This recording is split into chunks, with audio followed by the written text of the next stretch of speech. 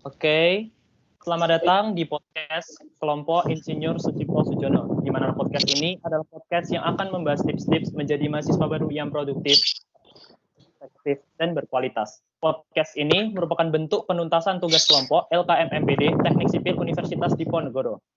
Sebelum memulai podcast pada hari ini, ada pepatah yang mengatakan, tak kenal maka tak sayang. Untuk itu, kami dari kelompok Insinyur Sucipto Sujono akan memperkenalkan 11 anggota kami. Sebelumnya, perkenalkan, nama saya Muhammad Hanif Adriantama, saya berasal dari kelas A. Perkenalkan, nama saya Arik Farul Ramadhani, saya berasal dari kelas IUP atau kelas internasional.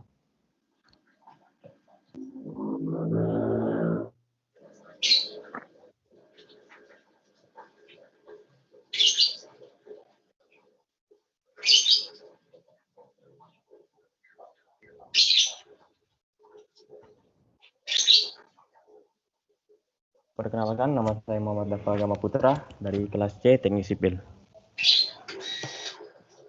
Halo, perkenalkan nama saya Faiz Kanalfara dari kelas A Teknik Sipil. Halo, perkenalkan nama saya Muhammad Lorenda Maga dari kelas B Teknik Sipil.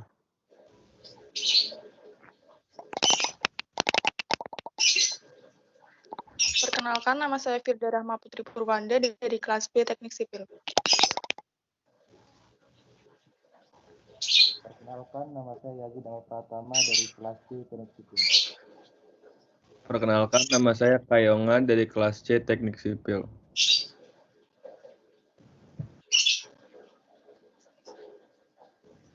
Perkenalkan, nama saya Melia Putri Agarini dari kelas A.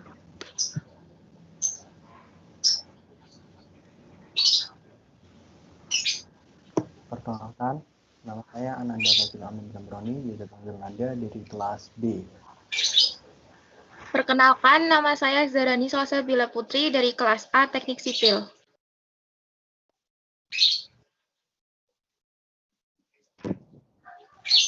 Baik, sekian perkenalan dari kelompok kami. Selanjutnya, pada hari ini kita sudah kedatangan bintang tamu, seorang mahasiswa Teknik Sipil Angkatan 2018, kreatif dan juga aktif dalam organisasi himpunan mahasiswa Sipil Universitas Diponegoro, yaitu Mas Hirdin Ashidik. Halo semuanya. Selamat sore Mas, selamat datang di podcast kelompok Insinyur Sucipto Sujono. Suatu bentuk kehormatan bagi kami, kasih kesempatan untuk dapat mewawancarai Mas Hirdin. Sebelumnya, Mas Hirdin dapat memperkenalkan diri sehingga teman-teman yang menyaksikan podcast ini dapat mengenal lebih dalam Wakil Ketua Himpunan Mahasiswa Sipil Universitas Diponegoro. Oke, selamat sore teman-teman semua. Mungkin tadi udah diperkenalin ya sama Hanif. Nama aku Herdin Ashidik, bisa dipanggil Herdin, dari Teknik Sipil Angkatan 2018, dan mungkin udah disebutin juga tadi, alhamdulillah ya tahun ini sebagai Wakil Ketua Himpunan HMS Undip tahun 2020-2021 kayak gitu. Oke, seneng banget teman-teman ada kesempatan buat sharing-sharing sama aku juga. Seneng banget pokoknya ketemu teman-teman baru, bisa kenalan sama teman-teman dari 2020 ya. Iya. Iya Mas. Oke, salam kenal semuanya ya. Salam kenal juga, Mas. Salam kenal juga, Mas. Salam kenal juga, Mas. Salam kenal, Mas. Kenal untuk Hirdin. Selanjutnya mungkin kita bisa mulai sesi tanya jawabnya. Untuk Arik bisa mengajukan pertanyaan Mas. Kita langsung aja mulai. Oke, baiklah kalau gitu udah masuk di sesi wawancara atau tanya jawab atau sharing lah kalau bisa dibilang kalau dalam podcast biasanya. Kalau gitu aku dikasih kesempatan nih untuk bertanya duluan atau meminta cerita dari pengalamannya Mas Herdin. Aku ingin bertanya Mas, seperti yang kita tahu kan Mas Herdin sudah aktif berorganisasi ya di HMS terutama sebagai wakil ketua. Boleh diceritain Mas Herdin itu bisa aktif di organisasi. Mungkin selanjutnya bisa diceritain juga pencapaian terbesar Mas Herdin selama berorganisasi itu apa aja sih? Gitu Mas.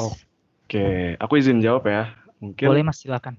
kenapa aku bisa sampai tertarik dan ikut ya sampai sekarang organisasi, terutama organisasiku ini apa HMS, itu sebenarnya dulu tuh aku ngerasa masuk Undip itu tuh kurang banget yang namanya kegiatan-kegiatan di luar akademik gitu.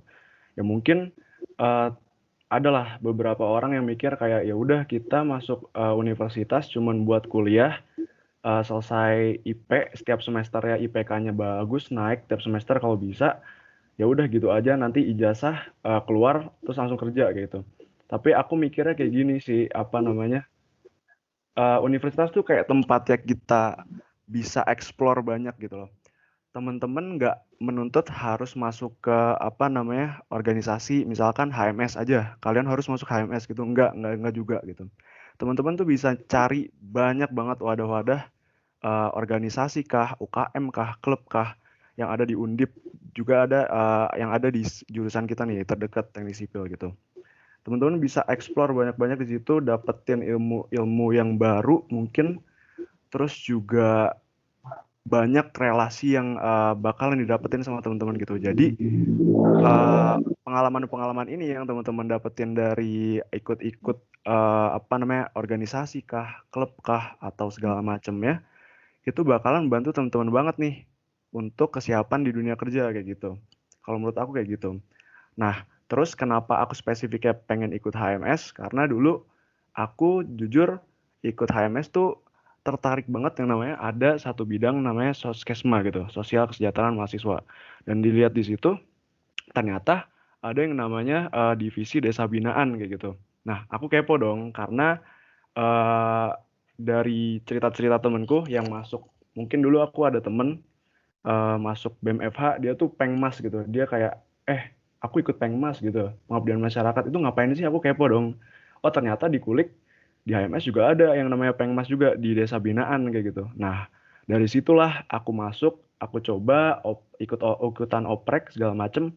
Ternyata cocok gitu, dan ujung-ujungnya ternyata dari yang cuman pengen istilahnya aku tertarik aja ngelihat temenku, aku bisa menemuin nih kayak wah ini kegiatan sosial, ini kayaknya passion aku banget kayak gitu loh. Nah mungkin kayak gitu. Terus satu lagi apa lagi ya, tolong aku agak lupa tadi. Pencapaiannya Mas Herdin sendiri. Pencapaiannya sebenarnya aku kalau bisa dibilang pencapaian di organisasi sebenarnya belum banyak lah aku yang bisa bilang kayak ini adalah pencapaian terbesar aku dalam organisasi, nggak gitu. Kayak kalau menurut aku belum ada lah pencapaian yang benar-benar kayak di di hati aku layak untuk ngomongin kayak gitu. Termasuk aku jadi kayak sekarang kalau teman-teman bisa lihat menjadi wakil ketua himpunan, sebenarnya mungkin teman-teman bisa ngelihat itu pencapaian terbesar gitu dari yang tadinya tahun pertama aku ikut organisasi HMS, terus tahun kedua bisa jadi wakil ketua himpunan, mungkin teman-teman bisa lihat itu sebagai pencapaian kayak gitu. Tapi aku di sini ngelihatnya mungkin rada sedikit beda karena pure bener-bener buat ngebantu teman-teman aja yang ada di sipil gitu. Teman-teman membantu teman-teman di sipil, teman-teman yang ada di sebagai pengurus HMS kayak gitu. Jadi bener-bener kalau dibilang pencapaian terbesar aku sih selama ini ya belum terlalu ada ya kalau di organisasi, kalau menurut aku kayak gitu. Oke Mas, aku pribadi tertarik seputar bidang sosial masyarakat ya Mas tadi. Sosial kesejahteraan masyarakat atau mahasiswa. Pengalaman Mas sendiri nih selama mengabdi di bidang tersebut, apakah ada yang menurut Mas paling menarik yang bisa diceritakan gitu? Oke. Nah sebenarnya kalau paling menarik nih kayaknya ada gitu. Karena mungkin aku agak ceritain ya, mungkin pertama aku masuk staff tahun pertama itu aku ditugasin yang namanya menjadi PJ perencanaan gitu. Nah, desa binaan ini sebenarnya di HMS itu desa istilahnya adalah baru banget eh, terbentuk gitu. Jadi pas aku masuk desa binaannya baru banget ada untuk HMS. Dan itu tempatnya kalau teman-teman tahu ada di desa Tambakrejo di Semarang bawah gitu. Yang dulu mungkin ada di berita ya, sengketanya banyak segala macam. Nah, di situ aku ngerjain yang namanya perencanaan gitu. Jadi istilahnya aku coba nge-breakdown apa-apa aja sih yang ada apa namanya masalah-masalah yang ditemukan di desa binaan itu dan apa-apa aja nih yang bisa HMS buat untuk membantu apa namanya komunitas yang ada di sana gitu. Nah, aku ngebuat perencanaan itu yang disebut nantinya itu Renstra ya, Renstra Desa Binaan itu sebenarnya kayak merencanakan dari tahun 2019 sampai tahun 2024 gitu. Jadi sekitar 5 tahun di sana tuh ngapain aja sih HMS sebenarnya kerjanya kayak gitu. Nah, aku masuk ke HMS itu kan bener-bener nggak tahu ya, bener-bener nggak ada pengalaman banget, apalagi tentang desa binaan. Yang cuman aku awalnya pengen tahu lebih jauh lah. Aku dikasih proker itu. Nah dari situ aku tanya-tanya ke jurusan teknik kimia yang mungkin desa binaannya lebih settle. Terus juga tanya-tanya ke teman-teman yang lain. Nah itu tuh aku banyak banget tuh dapat ilmu-ilmu dari proses membuat si perencanaan tadi. Mungkin itu sih yang aku bisa apa ya sharing-sharing ke teman-teman juga gitu. Cukup seru ya ceritanya dari Mas Herdin. Seperti yang kita tahu pasti itu kayaknya bakal apa ya, menyita waktu dan tenaga. Seperti yang sudah kita dapat dari kegiatan LKM MPD kemarin tuh ada materi soal manajemen waktu. Kalau dilihat dari ceritanya Mas Herdin tadi kan kayaknya padat banget tuh. Mas Herdin sendiri menyiasati manajemen waktu gimana? Boleh langsung ditanya aja nggak ke Zahra nih soal manajemen waktu nih?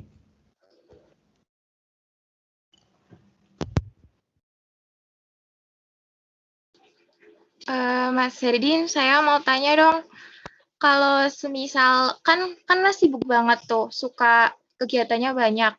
Lah Mas Herdin itu kalau semisal ngatur bagi waktu belajar sama kegiatan itu gimana sih? Biar seimbang gitu, nggak timpang salah satu gitu. Oke, thank you banget Zahra atas pertanyaannya ya soal gimana ngatur jadwal ya akademik sama kesibukan di luar akademik biar seimbang. Nah, kalau aku sendiri mungkin banyak banget dapat referensi dari orang-orang gitu kayak dari mulai coba kamu catat, coba kamu bikin Excel, coba kamu bikin perencanaan istilahnya Excel itu dari istilahnya besok sampai 2 minggu ke depan tuh mau ngapain aja kamu plotin gitu. Nah, ternyata pas aku coba buat kayak gitu kan ada saran yang kayak gitu ya. Nggak cocok ternyata gitu. Jadi sebenarnya kalau boleh sharing lebih cocok kayak misalkan kita kan di sini ada yang namanya Google Calendar. Nah, itu begitu ada apa ya? Istilahnya kita tahu di hari Kamis depan ada ujian, misal kayak gitu. Sorry, ujian. Jangan ujian deh. PR statika kayak gitu. Harus dikumpulin. Oke, langsung detik itu juga kita langsung ambil yang namanya HP kita. Itu soalnya lebih praktis. HP kita ada Google Calendar. Kita mark gitu. Jadi di tanggal sekian, minggu depan hari Kamis, itu ada yang namanya tugas statika. Aku sebenarnya main di situ, agak main-main di Google Calendar itu gitu. Jadi kalau boleh sharing juga, yang untuk tugas-tugas aku tuh warnainnya marknya itu warna merah, untuk organisasi itu warna biru. Jadi gitu. Jadi kayak bener-bener aku sorting gitu. Nah, setelah udah nulis apapun itu yang ada kegiatan kita ke depannya itu di Google Calendar, mau itu kayak ada rapat, mau itu ada tugas-tugas, mau itu ada ketemu seseorang, itu udah dimasukin ke dalam Google Calendar, itu kita buat yang namanya reminder gitu. Nah, kalau aku sukanya reminder kalau untuk tugas sendiri itu kayak 3 hari sebelum, kalau enggak 4 hari sebelum, 5 hari sebelum, sorry. Itu di reminder. Jadi kayak bener-bener kita misalkan ya lagi makan siang sama teman-teman, kalau enggak habis kelas segala macam, tiba-tiba HP kita bunyi, ada notif. Oh iya, ada tugas statika ya. Nah, jadi keinget gitu loh. Ternyata Kalau menurutku, kalau kita cuman reminder doang, kalau kita cuman markup doang di setiap tanggal-tanggal yang udah kita tulis-tulisin tadi, udah kita tulis di Google Calendar, tapi nggak ada remindernya, itu kan kayak ya udah kita main HP lah, main ML, main YouTube, buka-buka TikTok segala macem. Tiba-tiba udah besok aja udah ada yang namanya tugas statika. Emang iya beneran dikumpulin besok. Nah itu kan fatal banget. Nah menurutku penting banget tadi yang setelah udah tahu apa-apa aja kegiatan kita ke depan, terus kita pindahin ke Google Calendar, terus abis itu kita bikin remindernya. Itu penting banget kalau menurutku buat ngatur jadwal kegiatan ke depannya gitu. Nah, untuk nge-split yang namanya kegiatan akademik atau pembelajaran sama organisasi sendiri, itu sebenarnya kalau dari aku fleksibel banget gitu. Kalau dari aku, tugas tadi kelar ya. Yang penting di hari segitu kelar di deadline-nya itu kita bisa ngumpulin. Nah, untuk belajar sendiri sebenarnya aku masih struggle kalau boleh ngomong ke teman-teman juga. Karena aku tipenya orang-orang yang istilahnya 2 jam belajar itu langsung yang namanya off banget gitu, kayak aduh capek gitu, pengen megang HP, nah, kayak gitu ya. Nah, mungkin ini aku struggle gitu. Mungkin teman-teman di sini juga ada yang struggle kayak gitu ya, kayak aku juga. Nah, kalau aku itu mensiasatinya tuh kayak gimana? Jadi, aku sebisa mungkin cobalah di kelas emang belajar gitu. Dari pagi sampai sore semisal. Nah, itu kalian bener-bener perhatiin gitu.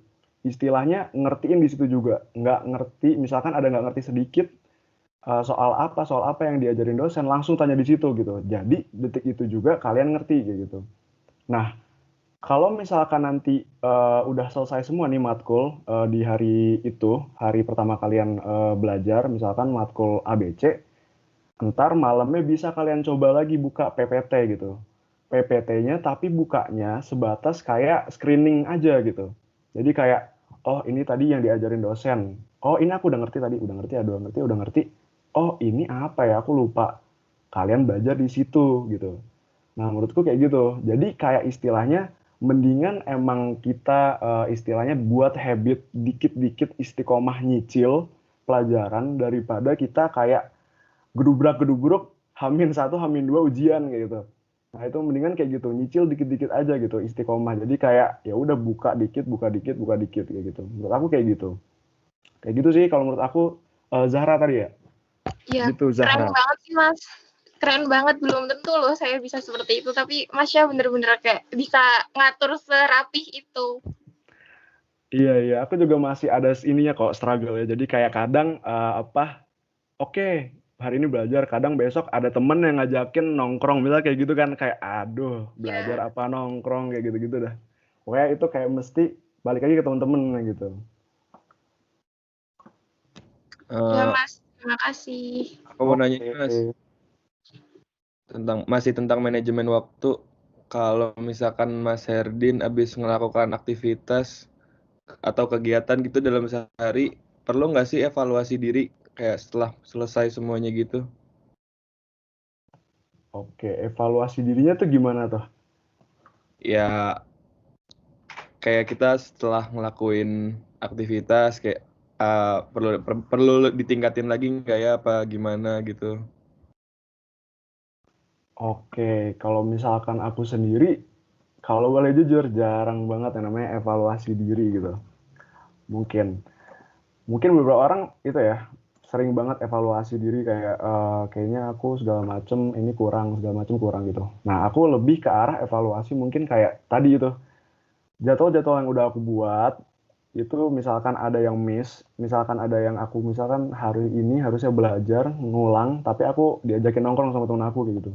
Nah, itu kan kalau kita istilahnya kagak nggak ada, sorry Bekasi ya keluar kagak. Kalau nggak ada istilahnya keinginan dari diri kita gitu loh, kayak ya udah konsisten gitu loh kuncinya. Itu bakalan susah besok-besoknya itu bakalan ngulang lagi, ya udah libur aja deh, ntar kita buka PPT segala macem kayak gitu sih, mungkin ke arah situ. Terus juga evaluasi diri sebenarnya kalau ada kayak ini sih, aku lebih ke arah pikiran-pikiran, misalkan ada organisasi, ada masalah apa, mungkin evaluasi ke situ, ke arah situ kali ya. Kalau untuk kayak kegiatan-kegiatan apa namanya yang udah dijadwalin segala macem, itu kayaknya cukup kayak gitu aja. Kayak gitu sih. Ngerti sih Mas. Oke.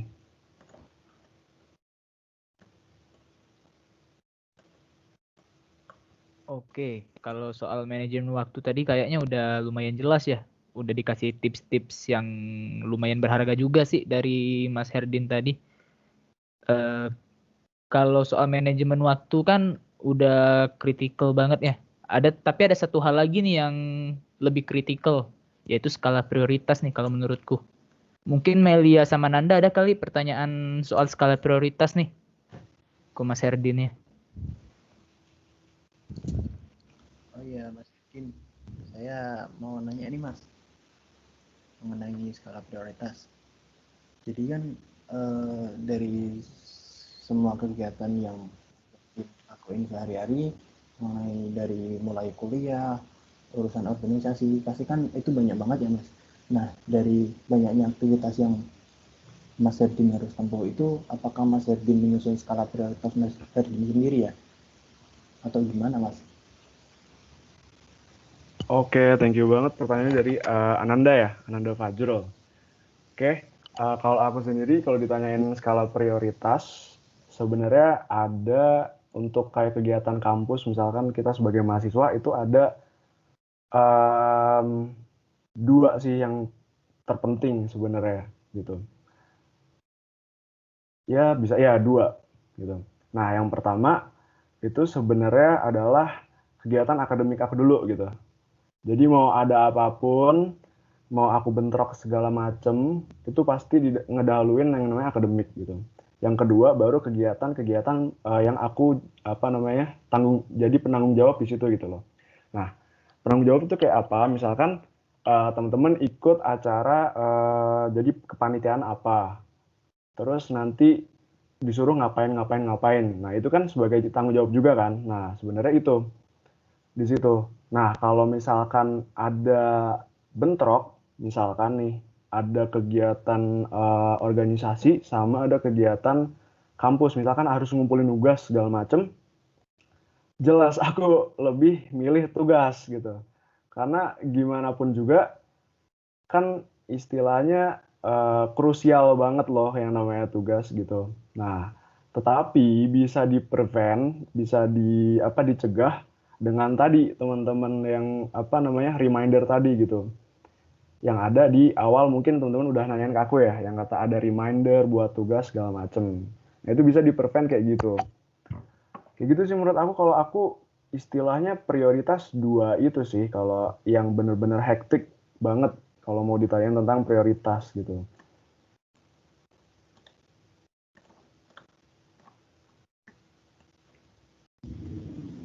Oke, makasih Mas. Selanjutnya mungkin pertanyaan. Aku mau tanya Mas soal itu lagi ya, skala prioritas. Pertanyaanku tuh, pernah nggak sih Mas Herdin tuh punya pengalaman melenceng dari skala prioritas yang Mas punya? Terus alasannya kenapa Mas? Melenceng dari skala prioritas ya?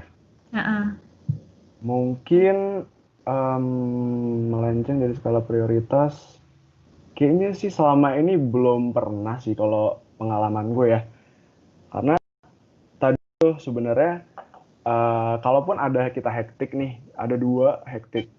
Yang pertama tugas, yang satu lagi urusan organisasi kayak gitu.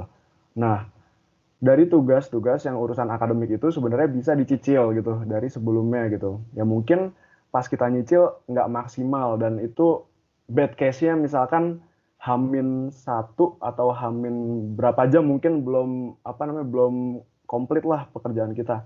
Nah, itu kita kejar dulu sih kalau menurut aku kayak gitu. Nah, kalau untuk urusan organisasi sebenarnya teman-teman tuh bakalan ngerti gitu. Maksudnya teman-teman aku sebagai sesama pengurus atau gimana gitu, bakalan ngerti gitu. Diomongin aja, jaga komunikasinya kayak gitu. Kayak semisal, sebentar ya, aku lagi mau nugas dulu, ada deadline segala macem. Nah itu dari situ teman-teman bakalan ngerti gitu, teman-temanku yang jadi sesama panitia gitu. Oh dia lagi nugas segala macem. Nah tetapi apa ya, kita sebenarnya harus ngelakuin yang namanya fleksibel sih, harus jadi orang tuh fleksibel gitu. Jadi kita ada di saat dimana kita harus mentingin, tadi kan aku dua, yang pertama akademik, yang dimana yang kedua itu adalah kegiatan organisasi atau kemahasiswaan. Nah itu sebenarnya harus fleksibel. Jadi kayak kadang tuh kita oke, kita lebih baik mentingin ini dulu, kadang kita lebih baik mentingin yang mana dulu kayak gitu loh. Kayak tadi misalkan, oh iya kita akademik, tadi kan aku ngomongnya tugas mulia, mungkin belajar. Nah, belajar sama misalkan rapat di waktu yang sama tadi. Dengan keadaan kita tadi yang udah ngejadwalin tiap hari belajar, buka PPT segala macem, tapi ada rapat juga di hari itu pas malam, misalnya jam 8 sampai malam, misalnya jam 10 baru kelar. Nah, karena itu istilahnya melibatkan teman-teman banyak di dalamnya, rapat kan nggak cuma kita sendiri ya. Yang kalau sendiri kan namanya bukan rapat. Nah, itu sebenarnya kita fleksibel di situ, kita mainin. Oh ya udah kita rapat dulu, tetapi emang kita buka PPT setelah rapat. Emang namanya kayak gitu, jam 10 baru buka PPT bakalan berat banget gitu loh. Tapi ya balik lagi, tujuan teman-teman di awal kayak oke, aku mau aktif di kampus tapi akademik aku nggak ketinggalan, atau salah satu nih milih aku mau aktif organisasi tapi akademikku ketinggalan. Nah itu kan nggak baik juga. Nah di sini kita sama-sama berjuang gitu loh. Aku di sini juga jujur masih struggle yang aku bilang tadi gitu. Nah itu teman-teman harus bisa istilahnya mengkondisikan gitu. Kayak gitu sih Melia kalau dari aku. Oke Mas, makasih banget jawabannya. Oke. Wah, kalau ngomongin soal skala prioritas nih, nggak bakal ada selesainya kayaknya ya. Soalnya kan bener kata Mas Herdin tadi, butuh namanya fleksibilitas. Nah, kalau kita next nih, namanya kita mahasiswa kan harus tetap produktif ya Mas. Nah, gimana sih cara menjaga produktivitas nih ketika kita lagi ada di waktu luang, misalnya lagi long weekend kemarin nih. Mungkin lebih detailnya bisa ditanyain nih sama Firda sama Yazid. Silakan. Oh iya. Saya mau bertanya Mas, dari beberapa penjelasan Mas tadi kan sudah kita tahu bahwa Mas Heri ini sendiri aktif dalam organisasi. Nah, terus saya tuh ingin tahu dalam sehari itu kira-kira Mas Herin punya waktu berapa jam sih untuk mendapatkan waktu luang itu sendiri, dan bagaimana cara Mas Herin itu mengelola waktu luang itu agar bisa terisi oleh kegiatan yang produktif. Terima kasih, Mas. Oke, terima kasih Firda atas pertanyaannya. Kalau dibilang berapa jam tiap hari, sebenarnya aku juga nggak bisa jamin nih, karena ada yang istilahnya aku kuliah dari pagi sampai sore, ada juga yang cuman kuliah 1 hari sekali, ada juga yang 1 hari bener-bener nggak ada kuliah. Hari Rabu, nah itu kan enak ya segala macam. Nah menurut aku produktif di sini sebenarnya teman-teman sendiri yang bisa mendefinisikan gitu. Apakah aku pengen produktif ke istilahnya akademik? Oke, kita belajar segala macam gitu. Produktif nggak cuman, kalau menurut aku nggak cuman sebatas urusan akademik kuliah aja gitu. Misal, aku pengen banget jadi orang yang misalkan semester 3 atau semester 4 itu udah ngerti yang namanya cacus-cus ngomong bahasa Inggris gitu. Nah, dari situ sebenarnya teman-teman bisa kira-kira aku mau buat ikut kegiatan apa ya biar aku lebih produktif lagi di bahasa Inggris kayak gitu. Nah, itu benar-benar tergantung teman-teman nih mendefinisikan gitu produktifnya gimana. Nah, kayak aku contoh, aku makin kesini udah semester 5 makin sadar gitu bahwa kurang banget yang namanya bahasa Inggris kayak gitu. Sedangkan kalau sekarang kan istilahnya di dunia pekerjaan kan yang namanya bahasa Inggris kan ya itu mah harusnya basic lah, semua orang harus udah ngerti kayak gitu. Oke, karena aku udah ngerti aku butuhnya apa, aku cobalah gimana ya caranya biar aku produktif di bahasa Inggris ini aku meningkatin skill-skill bahasa Inggris aku misalkan dari nonton YouTube. Nah sebenarnya nonton YouTube itu nggak problem gitu loh, nggak masalah gitu. Kayak teman-teman mau nonton YouTube apa gitu. Cuman dibatasin aja sih. Kayak aku pengen, oke kita pengen ningkatin bahasa Inggris. Kita nontonnya misalkan TED Talks. Misalkan, males berat banget. Yang penting bahasa Inggris dah. Yang penting si naratornya cuap-cuap, bulenya ngomong bahasa Inggris. Ya udah kita nonton aja gitu loh di YouTube. Kayak channel-channel yang bahasa Inggris. Mungkin lihat subtitle-nya. Nah itu dari pendengaran itu juga bisa ningkatin gitu. Mungkin ke arah yang lebih formal lagi. Misalkan kayak aku sekarang, oke, aku udah ngerti bahasa Inggris, kayak omongan orang segala macem di YouTube udah ngerti nih tanpa subtitle. Cuman aku nggak pede yang namanya ngomong bahasa Inggris.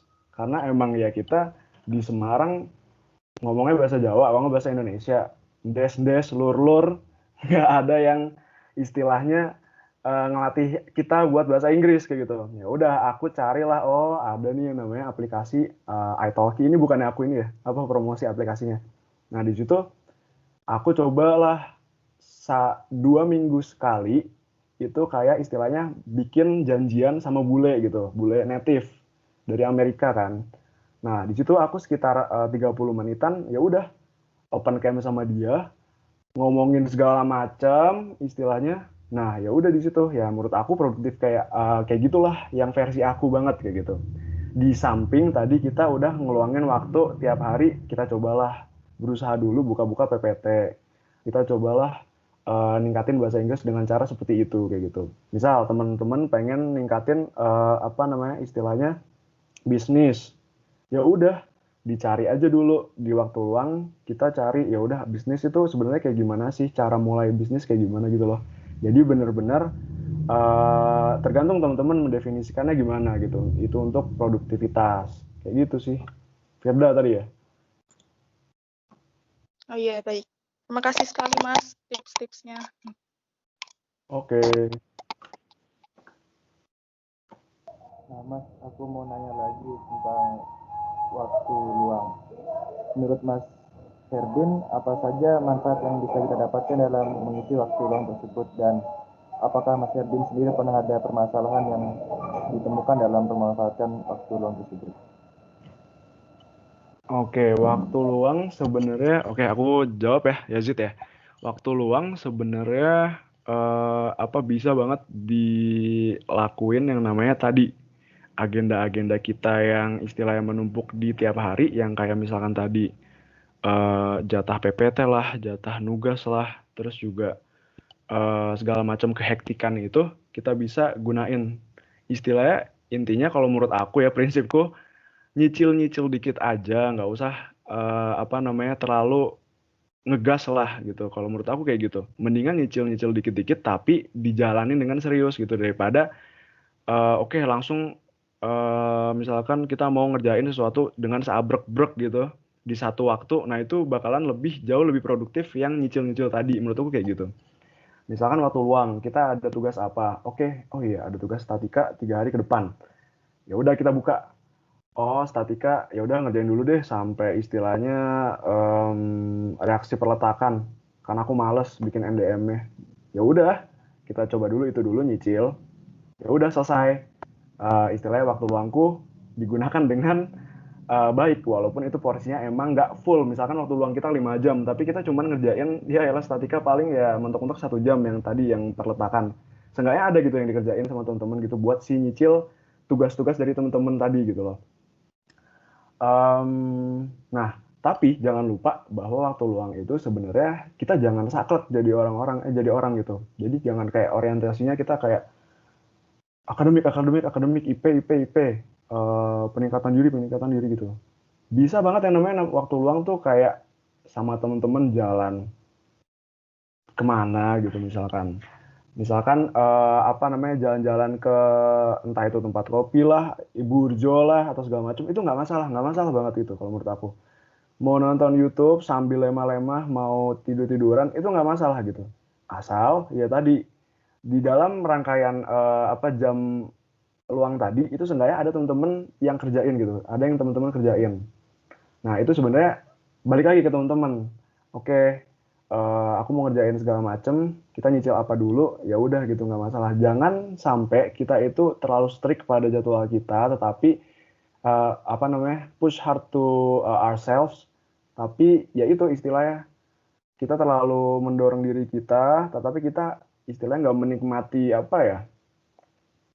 istilahnya ya pengalaman-pengalaman ini gitu loh. Semasa kuliah cuman sibuknya ya udah ini itu si Herdin orangnya cuman belajar doang dah ansos banget, nggak mau diajakin kemana-mana, diajakin ke burjo aja nggak mau, nolaknya belajar. Nah itu kan nggak pengen juga kan jadi orang kayak gitu kita. Nah sebenarnya kayak gitu, sebenarnya istilahnya seenggaknya di waktu luang itu ada yang teman-teman kerjain gitu, iseng aja gitu. Kalau menurut aku kayak gitu sih, jangan push too hard to teman-teman sendiri gitu, ntar stres, ntar segala macem urusan kan banyak, kita makanya nyicil-nyicil aja gitu. Itu kayak aku nyicil-nyicil udah dari tadi ngomong nyicil kayak gitu. Mungkin gitu ya Zid. Makasih banyak Mas untuk jawabannya. Oke. Nah, iya nih, kalau ngomongin soal produktif dan semua skala prioritas tadi kayaknya udah udah terlalu dalam. Tapi mau bagaimanapun kita harus berusaha untuk menyeimbangkannya, betul gitu kan Mas ya? Betul banget. Tambah lagi Masnya juga masih berproses nih. Boleh deh kita kulik lebih dalam lagi nih. Untuk Dava sama Loren mungkin ada pertanyaan nggak seputar penyeimbangannya? Yang mau ditanya lebih dalam lagi gitu. Ya, mungkin saya mau bertanya Mas, masih mengenai skala prioritas tadi. Apakah Mas Herdin ini pernah mengalami kesulitan dalam membagi waktunya antara berorganisasi dan belajar? Mungkin itu Mas. Oke, Dava ya. Oke Dava, makasih pertanyaannya. Mungkin apakah masih mengalami kesulitan dalam membagi waktu organisasi sama belajar gitu? Masih gitu, karena dari awal tadi aku masih banyak banget kekurangan, banyak banget struggle gitu, walaupun udah dengan cara teknik aku, gimana caranya biar manajemen waktu aku bagus, tetap aja masih gitu. Kadang kita udah nge-planning segala macam dari A sampai Z, kita hari ini harus ngapain, tetapi istilahnya di tengah jalan nih, baru setengah hari kita udah ngedrop gitu. Ngedropnya itu istilahnya kayak, aduh capek banget, ini kayak kuliah mulu, segala macem. Nah, kadang aku di situ lalai nih, di situnya lalainya sebenarnya. Kayak, ya udah deh, hari ini aku coba istirahat dulu, tapi besok baru mulai lagi. Nah, kayak gitu loh. Nah, cuman hati-hati nih sama yang namanya besok kita mulai lagi. Itu bakalan besok-besok sampai tahun baru kayak besok gitu loh. Nah, mungkin itu yang mesti jadi pikiran teman-teman gitu, yang teman-teman harus pikirin. Jangan sampai, kita itu kan istilahnya namanya mentoleransi diri kita ya. Kita kadang nggak bisa push hard, takut badan kita nggak bisa istilahnya nggak 100% gitu. Nggak apa-apa, nggak masalah gitu. Tapi baliknya lagi itu loh, hati-hati sama itu juga sebenarnya, biar balik ke on track kita, tujuan awal tadi kita gitu. Kalau menurut aku kayak gitu sih Dava. Oh iya Mas, terima kasih. Oke, sama-sama. Mungkin Mas Loren. Oke, selanjutnya mungkin ada pertanyaan Mas dari aku. Nah, mungkin kan di antara kesibukan Mas dalam berorganisasi dan belajar, mungkin Mas pernah merasa lelah atau capek. Nah, di sini tuh aku mau tahu gimana sih cara Mas Herdin sendiri tuh untuk memotivasi dirinya gitu di saat sedang lelah atau capek dalam kegiatan berorganisasi itu sendiri. Oke, terima kasih jawabannya Loren ya. Ya. Jawabannya pertanyaannya. Nah, mungkin aku mau ngejawab. Kalau untuk memotivasi diri sendiri, sebenarnya yang mesti teman-teman itu tanemin dari diri teman-teman. Teman-teman itu sebenarnya dari awal kan istilahnya, aku mau ikutan BMFT, aku mau ikutan HMS, aku ingin ikutan Mapateksi, kalau nggak BPPS, segala macem lah. kepanitiaan, kegiatan, organisasi segala macam. Nah, dari mulai niat itu dan teman-teman istilahnya ngebawa berkas, teman-teman wawancara, sebenarnya itu teman-teman harus nanemin dari awal bahwa kalau aku keterima, aku bakalan jadi orang yang bertanggung jawab kayak gitu loh. Nah, jangan sampai kita jadi orang yang istilahnya udah kecapean, ya udahlah bodo amat lah, yang lain ada yang ngurusin. Nah, itu kan salah juga gitu. Padahal urusan orang lain juga banyak gitu. Kalau menurut aku kayak gitu. Nah, tanggung jawab di sini tuh sebenarnya jadi orang tanggung jawab sebenarnya ya itu tadi sih, kayak lebih ke arah kalau ada urusan-urusan itu jangan suka hilang-hilangan kayak gitu-gitu. Misalkan ada tugas apa dikerjain, nah kayak gitu. Nah, balik lagi kalau aku lebih ke ngarahin ke situ gitu. Aku punya tanggung jawab di awal yang istilahnya gini. Kalian misalkan aku daftar HMS, aku daftar Kasaks, terus akhirnya masuk gitu. Padahal kalian lihat teman-teman yang lain misalkan ada yang ikut daftar gitu, tapi istilahnya kalian ngalahin 5 orang yang lain gitu dalam pendaftaran. Nah, itu kan istilahnya barangkali misalkan teman-teman yang nggak diterima tadi itu lebih punya spirit, lebih punya istilahnya, aduh aku pengen banget. Nah, jangan sampai itu disia-siain sama teman-teman gitu loh. Sebenarnya tanggung jawab di situ loh, kayak di awal kalau menurut aku kayak gitu. Jadi orang kalau misalkan emang nggak pengen, ya udah mendingan nggak usah. Kalau emang pengen dijalanin ke depannya, udah ngeliat, oh aku ikut ini, ntar aku bakalan pusing, aku bakalan jam santuy-santuy aku kurang. Nah, itu harusnya teman-teman udah bisa proyeksiin dari awal gitu. Dan ya udah, walaupun secapek apapun itu, just keep going gitu loh. Kayak ya udah dijalanin aja pelan-pelan terus-terus. Kalau stres ya ngobrol sama teman-teman dulu, hangout bentar segala macem. Kayak gitu sih menurut aku, kayak gitu. Jangan sampai bener-bener tanggung jawab yang teman-teman punya itu dilepasin gitu. Itu bakalan istilahnya nggak bagus buat image teman-teman ke depannya, dan itu bakalan aku lebih rada kurang menghargai lah orang-orang yang nggak ada tanggung jawabnya gitu lah, kayak ya gitulah pokoknya, kurang serak aja gitu, bakalan teman-teman bakalan susah ke depannya kalau aku, menurut aku kayak gitu sih. Dava, apa jelas apa gimana? Sudah cukup jelas, Mas. Dava, Loren ya. Oke, sorry Loren. Iya, mungkin aku ada satu pertanyaan lagi nih, Mas, untuk Mas Herdin. Boleh. Nih, jadi gimana sih menurut Mas Herdin sendiri manfaat dari kegiatan yang bersifat non-akademik seperti organisasi itu sendiri dalam dunia perkuliahan? Oke. Manfaatnya kalau aku bisa ukur banyak banget, Loren. Parah banget gitu. Aku dulu jujur SMA aku ya organisasi gitu. Cuman yang namanya organisasi di SMA sama di kuliah kan pasti beda ya. Ya udah, SMA aku cuman istilah ikutan ekskul doang, pecinta alam kayak gitu. Ya udah ngurusin ya gunung, caving, ngapain lagi sih itu anak pecinta alam ya, kayak gitu. Nah, setelah masuk organisasi sebenarnya aku jadi punya beberapa hal dapetin gitu. Yang pertama, karena aku misalkan ya di tahun pertama aku jadi staff di desa binaan. Karena aku jadi staff di desa binaan, aku bisa ngerti gimana sih cara ngobrol sama orang yang jauh lebih tua dari kita gitu. Misalkan sama Pak RT, sama Bu RT, gimana cara biar istilahnya masuklah omongan orang tua, coy. Biasanya kan nggak nyambung sama kita ya. Nah, itu gimana caranya biar masuk kayak gitu. Itu dari situ ngerti, mulai pelan-pelan ngerti, kita jalanin. Terus gimana caranya kita ngebagi waktu kayak tadi tuh. Aku baru kepikiran teknik kayak, oh kayaknya aku cocok deh ngebagi waktu kayak gitu. Itu di organisasi gitu. Ada yang omongan, ada yang istilahnya ngasih aku insight-insight gitu loh. Oh ini tuh waktu tuh mesti di-manage gitu loh. Kayak dulu aku kayak udah SMA, ya go with the flow aja gitu. Kayak ya udah, jalan-jalan aja. Nah sebenarnya mesti di-manage kayak gitu. Nah itu aku juga dapet dari organisasi. Terus juga aku dapat teman-teman, itu kayak udah jelas ya, itu dapat jelas teman-teman relasi. Terus kayak mungkin aku ngomong di depan misalkan sama teman-teman gitu, itu kayaknya aku terasa juga dari organisasi gitu. Tingkat kepedean aku ngomong sama teman-teman sebenarnya itu keasah juga pelan-pelan dari organisasi gitu.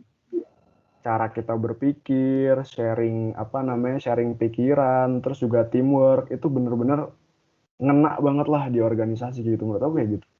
Dan itu bakalan berguna banget sih kalau menurut aku kalau di dunia pekerjaan gitu, karena emang kerja kan nggak sendirian aja gitu. Tetapi perlu di note sama teman-teman, kalau mau ikut segala macam kayak organisasi atau apa itu harus ngerti dulu di awal sebenarnya kita yang pengen kita cari itu dari organisasi atau kegiatan yang pengen kita ikutin tuh apa kayak gitu misalkan ya. Misalkan aku pengen bisa ngerti aplikasi gitu, aku bisa ikutan Kasaks gitu. Nah itu kan istilahnya kalau aku compare diri aku sama teman-teman aku yang masuk Kasaks, istilahnya aku nilainya 1, mereka udah nilainya 8 gitu dalam hal pengoperasian aplikasi. Nah itu kan bakalan beda ya tujuannya. Kalau aku pure, kalau kemarin kan aku emang tertarik di dunia sosial, ya udah aku makanya masuk ke HMS. Nah itu perlu di awal teman-teman ngerti aku mau masuk situ sebenarnya nyarinya apa segala macem, dan kalau untuk apa-apa aja yang bisa temen dapetin itu sebenarnya nanti teman-teman bisa compare setelah setahun, kalau enggak ya istilahnya ya setahun dulu di awal teman-teman misalkan ya masuk organisasi sampai teman-teman setahun udah selesai organisasinya itu bakalan bisa compare gitu. Mungkin teman-teman nggak bisa compare sendiri, misalnya aku nggak merasa efeknya jauh gitu, nggak merasa ada efek lebih di diri aku gitu untuk itu ikut organisasi itu apa sih sebenarnya efeknya ke aku. Cuman orang-orang lain yang bisa ngelihat teman-teman gitu, kualitas teman-teman. Jadi kayak aku ada temen dulu di tahun pertama dia bener-bener masuk ke organisasi ke bidang aku, jadi yang namanya rapat dia diem doang, bener-bener diem, takut banget yang namanya ngomong, takut banget yang namanya ngutarain isi pikiran dia gitu. Entah itu takut salah ngomong, entah itu takut pendapatnya jelek, segala macam. Tetapi setelah 1 tahun, aku bisa ngerasain lah, dia itu ya, sekarang jadi aktif ngomong, jadi aktif istilahnya diskusi makin banyak, yang pikiran-pikiran, pemikiran yang bisa dia kasih. Nah kayak gitu-gitu loh. Kadang emang kita bisa ngukur secara sadar, kadang nggak secara sadar gitu. Tetapi aku yakin pasti itu banyak banget manfaatnya kalau ikut-ikut kegiatan atau organisasi gitu. Gitu, Loren. Oke, terima kasih Mas.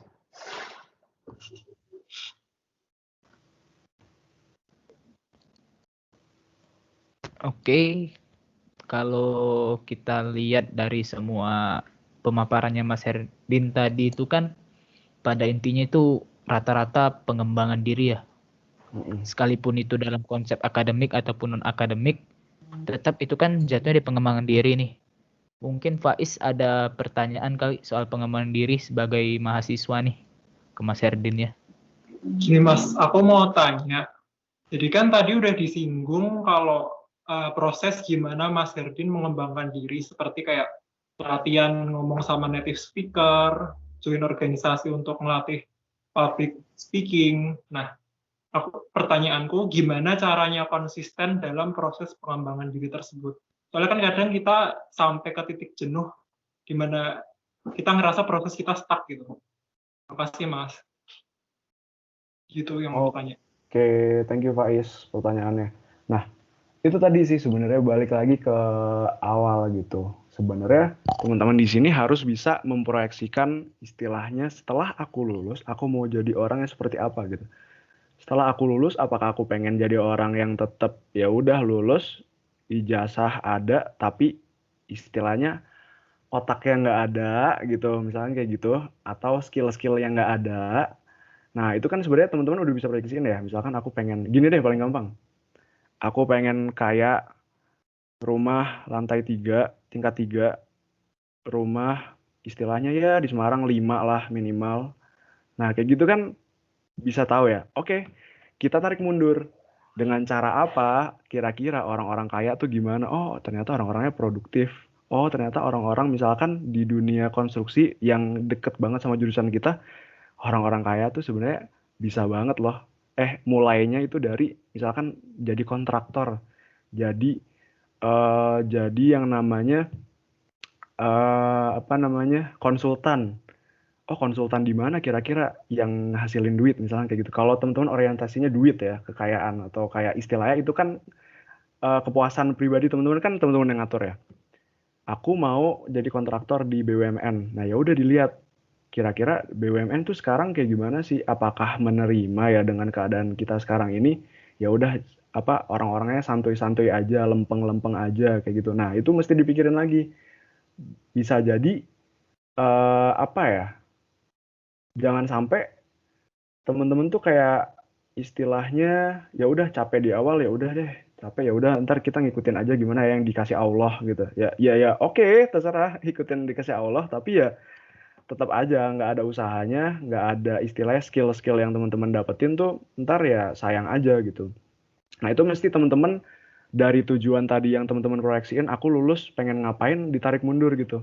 Aku lulus pengen jadi kontraktor harus bisa aplikasi bla bla bla. Kontraktor harus bisa misalkan syarat IPK tuh itu 3, misalnya kayak gitu. Kontraktor harus bisa ngomong Inggris, kontraktor harus bisa ngapain. Nah, itu ditarik mundur lagi. Kayak gitu sih kalau menurut aku. Jadi kayak istilahnya teman-teman tentuin dulu goalsnya di awal, ntar ditarik mundur, baru deh ketahuan motivasi. Katanya pengen jadi orang kaya, katanya pengen punya rumah 5 di Semarang, katanya pengen punya segala macem. Nah itu tuh. Sedangkan ada orang lain di samping kita cuman tidur-tidur, goler-goler, nontonin TikTok, nge-scroll TikTok sejam, ada yang lagi misalkan lagi ikut diskusi apa, ada yang lagi ikut les-lesan, ada yang lagi latihan-latihan software kayak gitu. Jadi kayak mesti agak diproyeksiin ke depan gitu, sebenarnya mau gimana teman-teman, kayak gitu sih menurut aku. Iya, oke. Makasih, Mas. Oke, sama-sama.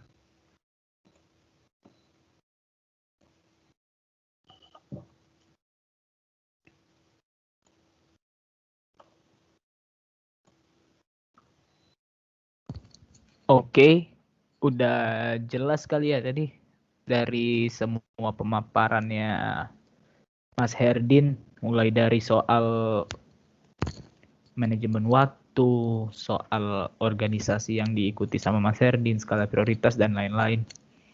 Ini aku kembaliin ke Mas Hanif deh. Mas Hanif, gimana nih? Oke, untuk pertanyaan terakhir ya Mas, sepertinya ini bakal jadi pertanyaan terakhir. Kami dari kelompok 3 ini kan mahasiswa baru, dari kelompok Insinyur Sucipto Sujono ini mahasiswa baru yang kebetulan juga menjadi peserta LKMMPD 2020. Pertanyaan saya itu, apakah Mas Herdin ada pesan-pesan atau harapan untuk peserta LKMMPD 2020 ini Mas?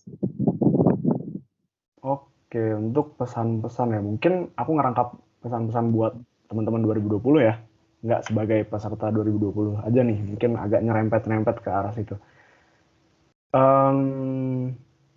Emang di awal jangan sampai teman-teman gini, emang di awal pasti teman-teman pernah atau mungkin sekarang udah denger ya, kuliah di sipil berat, kuliah di sipil istilahnya hektik, kuliah di sipil segala macam, istilahnya ini mah matkul ini pasti dapat C, matkul itu pasti dapat D. Sebenarnya itu omongan yang istilahnya jangan sampai dari omongan itu teman-teman masukin langsung ke diri teman-teman gitu, dilahap langsung gitu. Jangan sampai teman-teman tuh pasrah sama keadaan gitu loh. Oh, ini mah emang susah matkulnya, pantas aja aku nggak ngerti. Ya, coba dilihat lagi. Kamu udah berusaha dulu nggak untuk menguasai hal itu gitu. Jadi istilahnya apapun omongan orang-orang tentang segala sesuatu itu teman-teman harus menyikapinya tuh dipikirin dulu, berpikir dulu gitu loh. Kalau menurut aku kayak gitu. Jangan cuman berdasarkan omongan A ini kayak gini loh, berdasarkan omongan B ini kayak gini loh. Teman-teman harus nyaring gitu. Kayak, oh ini susah, oh itu susah. Misalkan gini ya, dalam contohnya itu matkul. Ya udah, dengan susah ya udah kita belajar pelan-pelan. Nah, segala macam kayak gitu. Terus juga untuk pengalaman organisasi gitu. Teman-teman bisa banget explore banyak banget di Undip nih, kayak istilahnya mau UKM, olahraga, mau organisasi, mau BEM, mau segala macem. Teman-teman bisa nemuin hal itu gitu. Itu benar-benar harus dimanfaatin gitu. Kalau boleh sedikit ngulik, pas tahun lalu, tahun 2019, itu ada yang namanya Pak Hajar, itu alumni Teknik Sipil Undip. Itu dia direktur di Waskita Karya. Ngadain lah seminar gitu di Aula Teknik Sipil. Nah, itu kata bapaknya ya kayak gini. Anak-anak zaman sekarang kalau misalkan nggak ikut organisasi atau nggak ada pengalaman dia kepanitiaan atau organisasi, nggak akan saya terima jadi masuk jadi pegawai Waskita. Dia udah ngomong kayak gitu. Itu padahal Waskita kan salah satu BUMN, istilah impian banget ya. Itu udah kayak jeder, udah omongan keras gitu loh. Seberapa pentingnya organisasi, kalau menurut aku teman-teman bisa mendefinisikan mungkin ya, kayak gitu. Jangan sampai di masa kuliah ini teman-teman tuh cuman ya udah belajar aja. Jangan sampai wadah-wadah yang udah disediain Undip, disediain sipil, teman-teman nggak pakai atau disia-siain aja. Itu jangan sampai sih. Teman-teman bisa jadi orang yang jauh 100 kali lipat lebih baik, jauh 100 kali lipat lebih berkualitas dengan cara ikut-ikut kayak gitu. Banyak banget wadahnya gitu loh, organisasi lah atau apa. Jadiin kampus sebagai tempat pembelajaran gitu. Karena ya nanti kalau udah terlanjur ke dunia kerja, sekarang teman-teman mau nyari apa selain duit gitu loh. Kalau mau nyari kompetensi ikut organisasi ya oke, ikut aja, tapi ntar pasti ada yang lebih penting dikalahin prioritasnya tadi itu. Mungkin aku nanti lulus kalau udah kerja prioritasnya jadi duit gitu loh. Udah bukan apa-apa lagi. Nah, itu hati-hati di situ. Karena banyak sekarang juga angkatan-angkatan yang istilahnya mahasiswa yang lama, yang tua, itu kayak sadar, lah 3 bulan lagi aku ngambil tugas akhir ya, kayak gitu loh. Kayak jangan sampai teman-teman di sini tuh 2020 kaget gitu loh, kayak loh kok udah mau lulus, perasaan hahaha. Nah kayak gitu tuh, jangan sampai kayak gitu, nggak dapat apa-apa, tahu-tahu udah mau lulus, di dunia kerja nggak dapat kerja, mungkin susah banget dapat kerja. Nah itu kan nggak pengen juga tuh. Sebenarnya itu. Terus yang sebagai angkatan 2020 harus banget menurut aku kenal sama angkatan, teman-teman angkatan gitu. Karena apa ya? Apapun sebenarnya urusan-urusan kayak di teknik sipil segala macem itu pasti bakalan bersentuhan langsung gitu sama teman-teman angkatan, terutama antar angkatan teman-teman angkatan 2020 gitu. Nah itu sebenarnya harus bener-bener bonding, bener-bener tahu kayak istilahnya paling sederhana gini deh, mau ngerjain tugas kira-kira mau nanya kemana, pasti teman angkatan dong, nggak mungkin cutting. Nah itu kayak gitu. Mau ngapa-ngapain, misalkan ada mau curhat segala macem, nah itu sebenarnya ya itu gunanya bonding itu loh, kayak angkatan. Terus juga sebenarnya pentingnya bonding angkatan tuh kayak teman-teman nggak bisa kayak istilahnya jadi orang yang acuh gitu sih menurut aku. Kayak mementingkan diri sendiri gitu. Oh ya udah angkatan aja, menurut aku kayak gitu. Kayak yang penting aku berkembang, teman-teman aku nggak berkembang gitu. Nah itu menurutku salah juga gitu. Karena ya teman-teman bareng-bareng di sini 2020 gitu. Kalau teman aku ada yang kesusahan segala macam ya dibantu gitu. Misalkan ada yang nggak ngerti GSB, itu angkatan kita juga loh. Yang penting kita udah kelar. Nah itu kan juga nggak bagus gitu sebenarnya. Kenapa bisa aku bilang nggak bagus?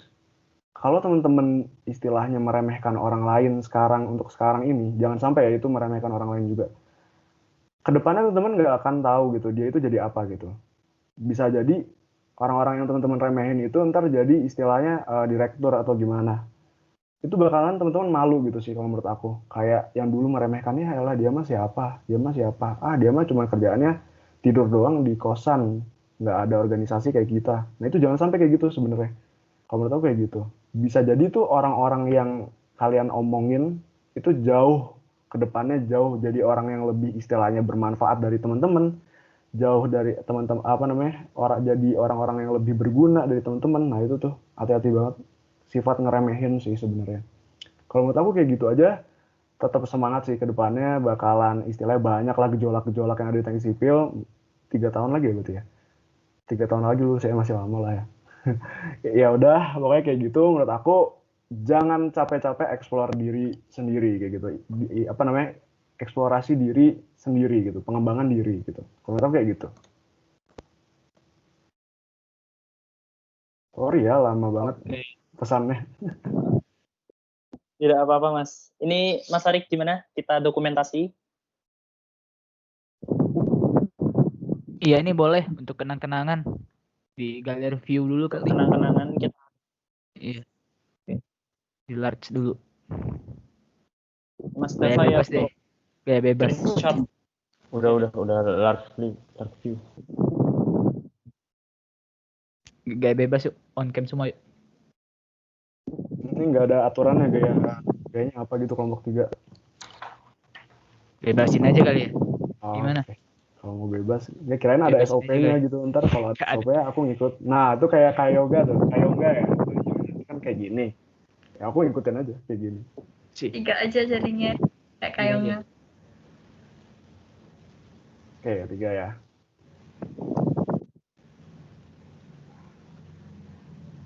Aba-aba ya, tolong Mas. Aba-aba. Gigiku kering ntar.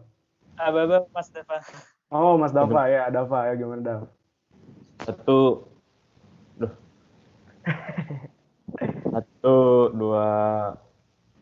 3.